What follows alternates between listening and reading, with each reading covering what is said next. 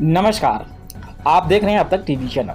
हमारे संवाददाता राकेश त्रिपाठी ने जनपद महाराजगंज से जानकारी देते हुए बताया। प्रेस वार्ता को संबोधित करते हुए मंत्री ने प्रदेश और जनपद में विगत 8 वर्षों में प्राप्त उपलब्धियों के बारे में बताया। जनपद में हुए कार्यों का उल्लेख करते हुए कहा कि जनपद में करोड़ों रुपए के निर्माण कार्य पिछले 8 वर्षों में हुए हैं या प्रगति पर हैं। इनमें 809.25 करोड़ की लागत से महाराजगंज निचलोल ठूठी बारी राष्ट्रीय मार्ग गोरखपुर सोनौली मार्ग व 266.48 करोड़ का इंडो नेपाल बॉर्डर मार्ग शामिल है। 300 करोड़ लागत से निर्मित ICP हो या मुड़िला में निर्माणाधीन बहुउद्देशीय हब, सभी नए महाराजगंज की पहचान बन रही। भाजपा सरकार में जनपद मुख्यालय को रेलवे लाइन से जोड़ने का भी कार्य किया जा रहा है। उन्होंने कहा कि मोदी योगी सरकार गरीब, युवा, नारी और किसान के सशक्तिकरण के लिए प्रतिबद्ध है। कहा कि जनपद में 24,602 महिलाओं को निराश्रित महिला पेंशन, 1,25,332 वृद्धों को वृद्धावस्था पेंशन, 3104 दिव्यांगों को दिव्यांग पेंशन दी जा रही है। मंत्री जी ने कहा कि मुख्यमंत्री योगी आदित्यनाथ की शीर्ष प्राथमिकताओं में मुसहर, बनटंगिया और थारू शामिल है। इसी कड़ी में जिला प्रशासन द्वारा उनकी इच्छा के अनुरूप इन गांवों को विभिन्न सामाजिक सुरक्षा योजना से संतृप्त करने का कार्य किया जा रहा है। इस कड़ी में मुसहर गांव में लगभग सभी पात्र व्यक्तियों को सामाजिक सुरक्षा योजना से संतृप्त करने का कार्य पूर्ण हो चुका है, जबकि बनटंगिया ग्रामों में भी इस माह के अंत तक इस कार्य को पूरा कर लिया जाएगा। मंत्री जी ने कहा कि विकास के साथ आस्था का सम्मान मोदी योगी सरकार की पहचान है। इस दिशा में जनपद के विभिन्न धर्मस्थलों सहित 34 परियोजनाओं का निर्माण 46.89 करोड़ की लागत से किया जा रहा है, जिससे स्थानीय पर्यटन को बढ़ावा मिल रहा है। साथ ही जल संचयन और ग्रामीण पर्यटन को बढ़ावा देने हेतु 646 अमृत सरोवरों का निर्माण व सौंदर्यीकरण किया जा रहा है। स्वास्थ्य संरचनाओं को बेहतर करने की दिशा में जनपद में PPP मोड पर निर्मित मेडिकल कॉलेज भी जनपद के लिए बड़ी उपलब्धि हैं। मंत्री जी ने कहा कि ऊर्जा, स्वास्थ्य, कृषि, रोजगार सहित सभी क्षेत्रों में विगत 8 वर्षों में जो उपलब्धियां मिली हैं वो पिछले 70 सालों में नहीं मिली थीं। इस अवसर पर उन्होंने पत्रकारों से विभिन्न प्रश्नों का जवाब भी दिया। आइए चलते हैं संवाददाता के साथ। योगी जी की सरकार को कि बड़े से बड़े माफिया लोग जिला भाई बांट कराते थे कि फला जिला आपके जिम्मे है, फला मंडल आपके जिम्मे है। ये सारे माफियाओं का जड़ पूज्य योगी आदित्यनाथ जी महाराज ने खोद करके जहन्नुम में पहुंचाने का काम किया। बड़े बड़े माफिया आज मिट्टी में मिलने का काम किया है। आज कोई व्यापारी हमारा नहीं कर सकता है कि किसी के साथ कोई भेदभाव। सरकार ने उसी के तहत आज उत्तर प्रदेश में उद्योग धंधे का एक लाइन लग गई है। इन्वेस्टर समिट के तहत विदेशों से भी, अन्य प्रदेशों से लोग भाग करके उत्तर प्रदेश में आ रहे हैं। इसलिए आ रहे हैं क्योंकि सेवा और सुरक्षा की दोनों की व्यवस्था उत्तर प्रदेश सरकार ने किया है। भाइयों बहनों, जब बेटियां पैदा होती थी तो माँ को डर होता था, घर में मायूसी छा जाती थी, परिवार में मायूस हो जाते थे लोग, मिठाई नहीं बंटता था, इसलिए कि बेटी पैदा हुई जिसके हाथ पीले हम कैसे करेंगे। गरीब घर का बेटा है, गरीब घर का व्यक्ति है, उसके पास पैसा नहीं है, और उत्तर प्रदेश के मुख्यमंत्री जी ने इतनी बड़ी योजना देना चाहता हूं अपने महाराजगंज के लोकप्रिय सांसद जी को, भारत सरकार के प्रधानमंत्री जी को और भारत सरकार के वित्त राज्य मंत्री जी को कि महाराजगंज में योजना ला करके, रेलवे की योजना ला करके वो भी लागू कर दिए। आज महाराजगंज में रेलवे का काम चालू हो गया। ये किसने किया है? इससे पहले क्यों नहीं सरकारों ने सोचा? क्या बसपा हो, कांग्रेस हो, सपा हो, कभी किसी ने ध्यान नहीं दिया विकास से। बस उसका ध्यान एक ही मामले में होता था कि पूरे परिवार को कैसे MP बना दे, पूरे परिवार को विधायक बना दे, प्रदेश को लूट ले, प्रदेश को खोखला कर दे। आम जनता की चिंता किसी को नहीं होती। हमको भी याद है और आपको भी याद है। महाराजगंज कितना बदला है ना? सबसे पहले तो देश के कुशल, दुनिया के सबसे लोकप्रिय नेता परमादरणीय नरेंद्र मोदी जी के विजन के बाद उत्तर प्रदेश के मुखिया के कर्मठ और 24 घंटा काम करते हुए उत्तर प्रदेश की प्रगति कि ये जो 8 साल बीते हैं ये बेमिसाल इसलिए कहे जा रहे हैं कि बेदाग है।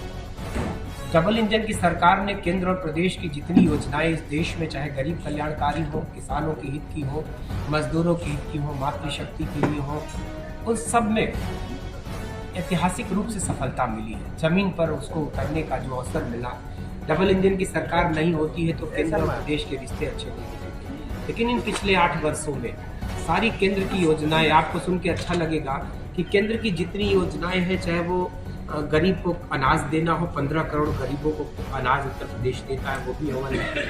चाहे वो आवास हो, चाहे वो गरीब महिलाओं को उज्ज्वला गैस का कनेक्शन, 1 करोड़ 86 लाख महिलाओं को उज्ज्वला गैस का कनेक्शन, चाहे वो आवास हो, किसान सम्मान निधि हो, 2 करोड़ 68 लाख किसानों को किसान सम्मान निधि। इन सब में उत्तर प्रदेश केंद्र की योजनाओं को धरातल पर उतारने में अव्वल है और इन सारी योजनाओं की प्रगति से उत्तर प्रदेश को लाभ पहुंचा है।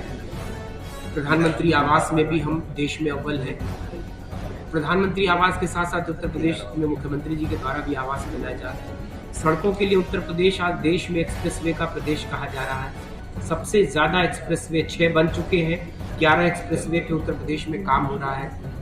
21 एयरपोर्ट, 16 देशी और जिसको आप अंतर्देशीय कहते हैं, और 5 एयरपोर्ट इंटरनेशनल, जिसमें आपको पता है कि अयोध्या का इंटरनेशनल फुल फ्लेज काम कर रहा है, बनारस, लखनऊ, और सबसे बड़ा एशिया का सबसे बड़ा एयरपोर्ट जेवर में बन रहा है। ये वो प्रदेश है जिसमें कि आज यातायात की सुविधा के लिए एयरपोर्ट, इनलैंड वाटरवेज की शुरुआत हो गई है। हल्दिया से लेकर बनारस तक से जहाज चल रहे हैं, जिससे कि बहुत सारे सामान का ट्रांसपोर्टेशन हो रहा है। उसी को प्रयागराज तक बढ़ा रहे हैं, उसी को फिर अयोध्या तक लाना है कि अब जहाज से अंतर जो हमारी नदियां हैं उसमें पानी के जहाज से अंतर्देशीय परिवहन होगा। अभी एक यात्रा हुई काशी से लेकर डिब्रूगढ़ तक, वो दुनिया के इतिहास में 2700 किलोमीटर से ज़्यादा के अंतर्देशीय जल परिवहन का एक नायाब उदाहरण था। इसमें दूसरे विदेश के नागरिकों ने करीब वाया बांग्लादेश होते हुए दूसरे देश से गुजरते हुए तो वो डिब्रूगढ़ तक किया था। तो ये देश में नए प्रयोग, उत्तर प्रदेश उसका साक्षी बन रहा है। और उत्तर प्रदेश के मुख्यमंत्री जी ने कानून का राज कायम किया। दुनिया के सबसे बड़े धार्मिक आयोजन कुंभ का आपने देखा कि 66.30 करोड़ लोग, तो इतने लोगों को इस आयोजन को सफल बना के आध्यात्मिक रूप से इस देश की जो आस्था का सबसे बड़ा केंद्र था प्रयागराज, उसको बल दिया।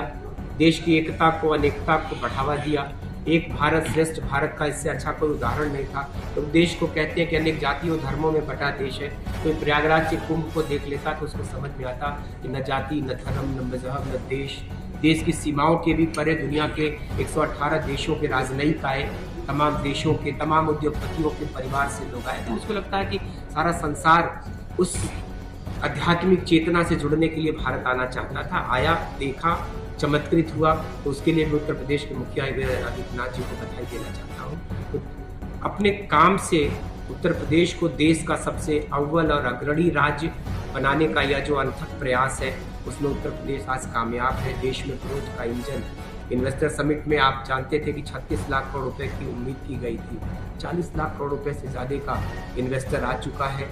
3 ग्राउंड ब्रेकिंग सेरेमनी हो चुकी है, जिसमें 10 लाख करोड़ रुपए से ज़्यादा की योजनाएं धरातल पर उतर चुकी हैं। महराजगंज जिले में भी 2000 करोड़ रुपए से ज़्यादा का इन्वेस्टर आया, जिसमें कि 700 करोड़ की योजनाएं, इंडस्ट्री हमारी शुरू हो गई है। तो मुझको लगता है कि बदला हुआ उत्तर प्रदेश है। उद्योग के लिए, किसान के लिए, मजदूर के लिए, नौजवान के लिए, मातृशक्ति के लिए। आज हमारी बहनें सबसे ज़्यादा पीड़ित, अगर गुंडा राज में, अपराध के राज्य में उत्तर प्रदेश था तो व्यापारी चिंतित था, उद्योगपति चिंतित था और बहनें चिंतित थी। लेकिन आज किसी को भी उत्तर प्रदेश में इस बात का डर नहीं कि कोई इनसे वसूली मांग लेगा, कोई गुंडाई कर लेगा, कोई रंगदारी मांगेगा। तो मुझको लगता है कानून का राज है उत्तर प्रदेश में। ग्रोथ का इंजन जो $1 ट्रिलियन की इकोनॉमी का लक्ष्य उत्तर प्रदेश ने रखा है, उसको हम बहुत ही जल्द पाने वाले हैं। और ऐसे ही प्रगति करता रहा उत्तर प्रदेश, तो एक दिन देश के ग्रोथ का इंजन बनेगा। इकोनॉमी में सबसे बड़ा योगदान होगा उत्तर प्रदेश का और हम सबसे बड़े राज्य होंगे आर्थिक। मंत्री जी, मुख्यमंत्री ने बयान दिया है कि मथुरा ईदगाह पे हम बहुत कुछ कर दिए होते अगर कोर्ट के आदेशों का पालन न करना होता। इस पे आप क्या इत्तेफाक रखते हैं? देखिए, आज तक यह देश अपने आराध्य भगवान मर्यादा पुरुषोत्तम राम के लिए 500 सालों तक, ये जिनका देश है वही लोग अपने आराध्य को टेंट और तंबू में देख रहे हैं। आज इस देश में भगवान राम का भव्य मंदिर बन गया, घर बन गया, और उसका परिणाम है कि अयोध्या का आज आने वाला तीर्थयात्री आज अध्यात्म के रूप से जितनी चेतना अयोध्या में आई है, बाबा विश्वनाथ का कॉरिडोर बना, तो आज बनारस में करोड़ों लोग प्रतिवर्ष आ रहे हैं।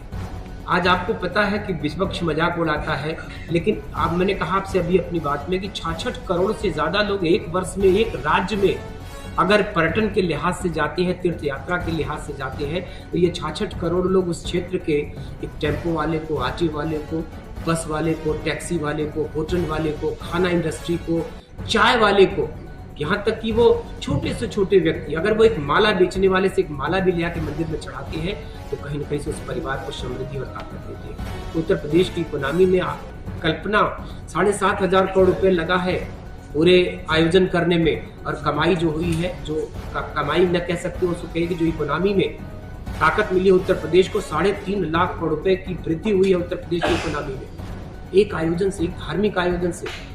तो राम, भगवान राम हो, कृष्ण हो, शिव का ये प्रदेश है उत्तर प्रदेश। मैं दूसरे राज्य को नहीं कह सकता, लेकिन इस देश में अपने आराध्य सारे महत्व देवताओं के घर है उत्तर प्रदेश में। वैसे में उत्तर प्रदेश में